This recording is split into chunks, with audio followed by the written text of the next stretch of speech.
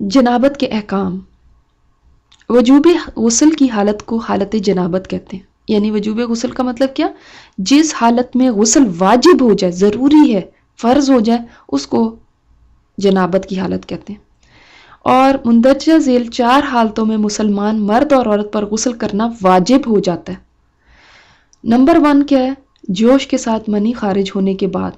ایسی کوئی بھی حالت ہو، چاہے خواب آئے یا کسی بھی اور حالت میں، جب جوش کے ساتھ منی خارج ہو تو اس وقت پھر انسان کے اوپر غسل واجب ہو جاتا ہے. نمبر 2 صحبت کے بعد، یعنی سیکشول انٹرکورس کے بعد، حیض کے بعد، پیریڈز کے بعد، اور نفاس جو جب بچے کی پیدائش کے بعد جو ہوتا ہے، یا کسی کی مس کیریج ہو گیا یا ڈی این سی ہوئی تو اس کے بعد جو تقریباً اس کی زیادہ سے زیادہ مدت 40 دن ہوتی ہے، تو اس میں جو خون آتا رہتا ہے، اس کے بعد جو غسل کرنا ہوتا ہے وہ واجب ہوتا ہے. اس میں یہ دھیان رہے کہ انٹرنل چیک اپ کروانے کی وجہ سے غسل واجب نہیں ہوتا، کیونکہ دیکھیں یہ وہ ان 4 صورتوں میں نہیں آ رہا. ٹھیک ہے. صحبت اور غسل جنابت. صحابہ کرام کے درمیان غسل جنابت کا ایک مسئلہ زیر بحث آیا. ایک گروہ کہتا تھا کہ غسل صرف دخول پر فرض ہو جاتا ہے، انزال شرط نہیں ہے، یعنی ڈسچارج ہونا شرط نہیں. دوسرا گروہ بیان کرتا تھا کہ وجوب غسل کے لیے دخول کے ساتھ انزال بھی شرط ہے. تو ہم پڑھ رہے تھے کہ صحابہ کرام میں یہ بحث ہوئی، غسل کرنے کے لیے دخول فرض ہو جاتا ہے، دخول کرنے پہ فرض ہوتا ہے، یا اس میں ڈسچارج ہونا بھی شرط ہے. تو آخرکار حضرت عائشہ رضی اللہ تعالیٰ عنہ سے پوچھا گیا تو انہوں نے فرمایا کہ نبی کریم صلی اللہ علیہ وسلم نے فرمایا، جب مرد عورت کی 4 شاخوں کے درمیان بیٹھ جائے اور اس کا محل ختنہ عورت کے محل ختنہ کے ساتھ مس کرے، یعنی مرد کا اعلیٰ تناسل عورت کی شرمگاہ کے اندر داخل ہو جائے تو غسل واجب ہو جاتا ہے، چاہے ڈسچارج ہو یا نہیں ہو. کونڈم کا استعمال جو لوگ کرتے ہیں تو انہوں نے یہ سوال پوچھا تھا کہ کیا، کیونکہ اس میں تو اعضاء نہیں چھوتے، تو کیا اس کے اندر بھی اس کے بعد غسل فرض ہے؟ تو ہاں جی فرض ہے. دیکھیں یہاں پہ ہے کہ چاہے ڈسچارج ہو یا نہیں ہو، لیکن جب مرد بیٹھ گیا، یعنی آپ یہ دیکھ لیں کہ اس وقت پھر غسل واجب ہو جاتا ہے. نبی کریم صلی اللہ علیہ وسلم نے فرمایا، جب تم عورت کی 4 شاخوں کے درمیان بیٹھ کر صحبت کرو تو تم پر غسل واجب ہو گیا، اگرچہ منی نہ نکلے. عورت بھی محتلم ہوتی ہے، یعنی اس کو بھی احتلام ہوتا ہے. حضرت ام سلیم نے نبی کریم صلی اللہ علیہ وسلم سے کہا، اے اللہ کے رسول، یقیناً اللہ حق سے نہیں شرماتا. یعنی میں بھی آپ سے مسئلہ پوچھتی ہوں، یعنی اللہ تعالیٰ حق بات کہنے سے نہیں شرماتا. حق بات کہنا، پوچھنا، اس کے بارے میں معلومات رکھنا، کیونکہ یہ آپ کی طہارت سے، ابھی ہم نے بات کی ہے نا، اللہ تعالیٰ محبت رکھتے ہیں پاک رہنے والوں سے. تو اگر آپ کو طہارت کے مسئلے مسائل ہی نہیں معلوم ہے تو آپ نماز پہ آگے کیسے جائیں گے؟ بہت زیادہ لوگوں کو، اکثر لڑکیوں کی بھی شادیاں بھی ہو جاتی ہیں پھر بھی پتہ نہیں ہوتا، اور بہت ساری عورتیں 1-2 بچوں کے بعد آ کے پھر اس طرح کے سوالات کرتی ہیں. یعنی جو بیسک ہمیں آنے چاہیے، معلوم ہونے چاہیے، ان پہ شرماتے رہتے ہیں. حالانکہ یہ چیزیں شرمانے کی نہیں، اصل جو شرمانے کی چیزیں ہیں وہ الگ بات ہیں جن کے اوپر ہمیں کبھی شرم نہیں آتی. تو انہوں نے پوچھا کہ عورت پر غسل ہے جبکہ اس کو احتلام ہو؟ آپ نے فرمایا ہاں، لیکن جب پانی دیکھے، یعنی منی کا نشان دیکھے. نہیں، ہر عورت کی اپنی ایک عادت ہوتی ہے، اپنی ایک طریقہ ہوتا ہے، ضروری نہیں ہر عورت کے ساتھ یہ احتلام ہو، مگر اگر کوئی عورت کو احتلام ہوتا ہے تو پھر اس کے اوپر غسل فرض ہو جاتا ہے. اس پر حضرت ام سلمہ جو ہیں انہوں نے شرم سے منہ چھپا لیا اور عرض کیا، اے اللہ کے رسول، کیا عورت کو بھی احتلام ہوتا ہے؟ آپ نے فرمایا ہاں ہوتا ہے، تیرا دانا ہاتھ خالود ہو. یعنی جب وہ پانی دیکھے، اگر وہ ڈسچارج دیکھ رہی ہے، اگر وہ سو کے اٹھی ہے اور اس کو اپنے کپڑوں پہ ویٹنس کافی زیادہ یعنی پتہ چل رہی ہے تو پھر غسل فرض ہے. اگر تھوڑا بہت ہے، مثلا جیسے لیکوریا وغیرہ کی شکایت ہوتی ہے تو پھر اس کو فرض نہیں ہے، یعنی اگر کسی اور وجہ سے ہے تو پھر فرض نہیں ہے. نہیں معلوم ہوا کہ عورت یا مرد نیند سے اٹھ کر اگر تری یعنی نشان منی دیکھیں تو یہ احتلام کی علامت ہے، لہٰذا ان پر غسل کرنا فرض ہو جاتا ہے، چاہے مرد ہو یا عورت ہو. اور اگر احتلام کی کیفیت انہیں یاد ہو لیکن نشان نہ پائیں تو غسل فرض نہیں ہوگا. یعنی اگر ان کو نشان نہیں ملا لیکن کوئی خواب آیا ایسا، لیکن یا خواب میں کوئی ایسی کوئی چیز دیکھی ہے، ایسی کوئی بات دیکھی ہے اور وہ سمجھ رہے ہیں کہ اب تو مجھے غسل کرنا پڑے گا. کبھی ایسے ہو سکتا ہے ایسے خواب بھی آئیں جیسے اکثر مردوں کو جیسے ہو جاتا ہے ویٹ ڈریمز جس کو کہتے ہیں, یا ایسی مطلب انہوں نے ایسا کوئی چیز دیکھی ہے, ایسی کوئی فیلنگ ان کو ہوئی ہے, تو پھر اس سے صرف فیلنگ سے غسل فرض نہیں ہوگا جب تک کہ وہ اس کا نشان نہ پائیں. حضرت ام سلمہ روایت کرتی ہیں کہ میں نے کہا اے اللہ کے رسول, میں اپنے سر کے بال خوب مضبوط گوندتی ہوں, یعنی جیسے چٹیاں باندھی ہوتی, کیا میں انہیں غسل جنابت کے وقت کھولا کروں؟ آپ نے فرمایا ان کا کھولنا ضروری نہیں ہے, تیرے لیے یہی کافی ہے کہ 3 لپ پانی اپنے سر پر ڈالے, پھر اپنے سارے بدن پر پانی بہائے, پس تو پاک ہو جائے گی.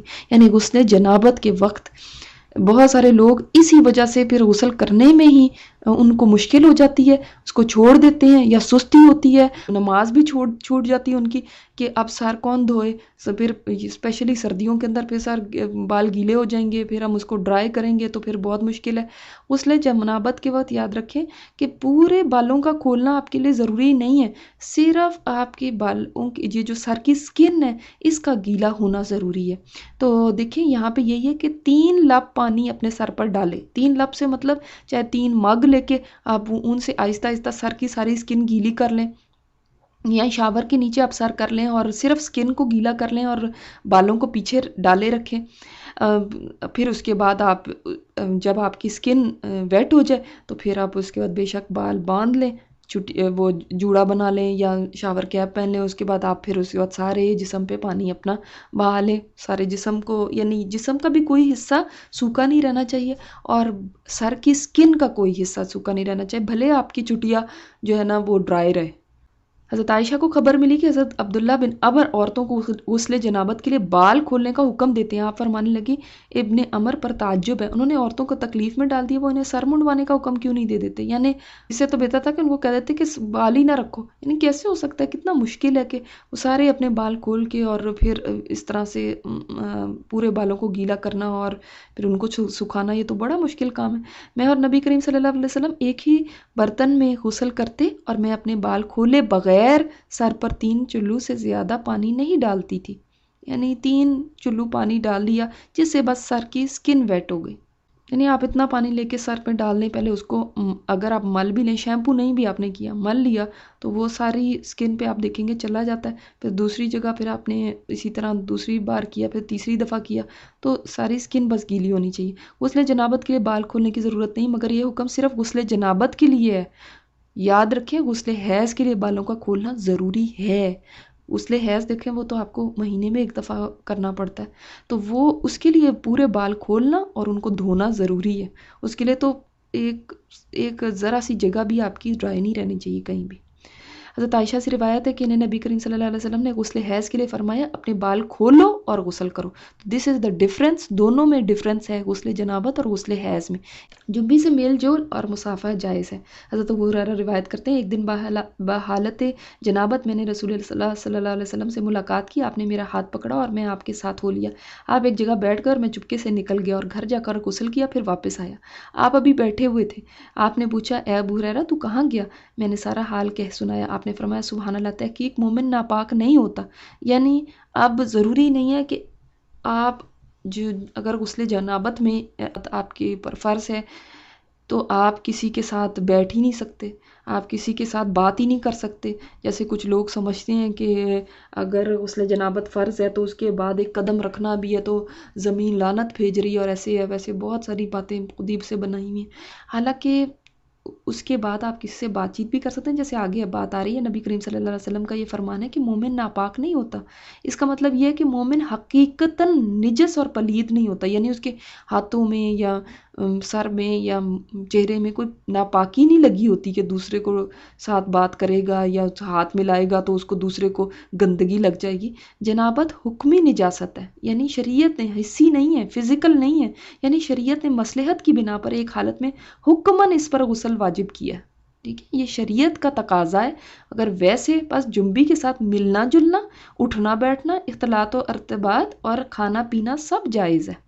یعنی کھا پی بھی انسان سکتا ہے, کھانا بھی بنا سکتی کوئی عورت اگر وہ اس کے اوپر غسل جنابت فرض ہے.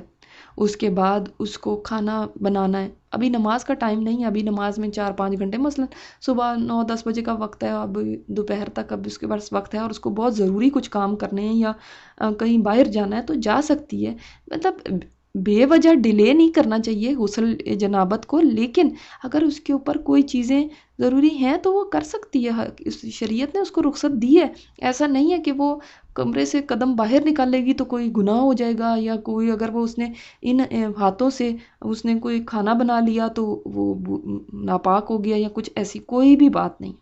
آپ صلی اللہ علیہ وسلم نے ایک انصاری کو بلایا، جب وہ آیا تو اس کے سر کے بالوں میں پانی ٹپک رہا تھا، آپ نے پوچھا شاید تم جلدی میں نہائے ہو، اس نے کہا ہاں اللہ کے رسول، آپ نے فرمایا حالت جنابت میں اگر کسی سے فوری ملنا ہو اور نہانے میں دیر لگے تو وضو کرنا ہی کافی ہے، یعنی عورت یا مرد وہ وضو کر کے ہی اس کے بعد چاہے کھانا بنائے، چاہے لوگوں سے ملے جلے، چاہے کسی سے بات کرے، چاہے گھر سے باہر جانا پڑے باہر جا سکتی ہے غسل کیے بغیر، اور پھر اس کے بعد لیکن نماز سے پہلے ظاہر ہے اس کو غسل کرنا ہی ہے۔ حضرت عمر نے آپ صلی اللہ علیہ وسلم حضرت عمر نے آپ سے پوچھا میں رات کو جنبی ہوتا ہوں میں کیا کروں؟ آپ صلی اللہ علیہ وسلم نے فرمایا ذکر یعنی اعلی تناسل دھو ڈال، وضو کر اور سو جا، ٹھیک ہے، یعنی یہ ضروری نہیں، فرض نہیں ہے، مگر آپشنل ہے کہ اس کے بعد انسان وضو کر کے پھر سوئے۔ آپ صلی اللہ علیہ وسلم جب حالت جنابت میں کھانا یا سونا چاہتے تو نماز کی طرح کے وضو کرتے تھے، تو آپ بھی کیا کر سکتے ہیں، اگر آپ کو حالت جنابت میں ہی کوئی کھانا بنانا ہے، کوئی اور کام کرنا ہے یا دوبارہ سونا ہے تو بہتر کیا ہے، نماز کی طرح کا وضو کر لیا جائے۔ نبی کریم صلی اللہ علیہ وسلم نے فرمایا جو کوئی اپنی بیوی سے صحبت کرے اور پھر دوبارہ کرنا چاہے، یعنی غسل سے پہلے دوبارہ کرنا چاہے تو اسے چاہیے کہ دونوں کے درمیان وضو کرے، یہ بھی آپشنل ہے، ٹھیک ہے، یہ بہتر ہے۔